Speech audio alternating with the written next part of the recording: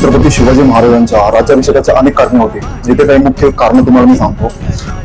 अधिकृत स्वराज्याची स्थापना छत्रपती शिवाजी महाराजांच्या राज्याभिषेकापूर्वी त्यांचे वडील शहाजी महाराज देशमुखी आणि स्वातंत्र्य लढ्यासाठी लढले. परंतु छत्रपती शिवाजी महाराजांनी त्यांच्या राज्याभिषेकाद्वारे अधिकृतपणे स्वराज्याची स्थापना राष्ट्रीय एकात्मतेची स्थापना छत्रपती शिवाजी महाराजांनी त्यांच्या राज्याभिषेकादरम्यान विविध मराठा सम्राट राज्यकर्ते आणि राज्य एकत्र आणले. यामुळे मराठा साम्राज्याची एकता संघटना वाढली.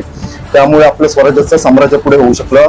बाजीराव पेशव्यांमुळे त्यांनी एक मजबूत राष्ट्रीय व्यवस्था स्थापन केली. धर्मनिरपेक्षता छत्रपती शिवाजी महाराजांनी त्यांच्या राज्याभिषेकाच्या वेळी धर्मनिरपेक्षतेचा उपदेश केला. त्यांनी सर्व धर्माच्या लोकांना समान हक्क संरक्षणाची हमी दिली आणि धर्मांधते विरुद्ध लढा दिला. स्वातंत्र्य युद्ध छत्रपती शिवाजी महाराजांनी त्यांच्या राज्याभिषेकानंतर अनेक लढाया जिंकल्या. नंतर मुघल साम्राज्याविरुद्ध लढले.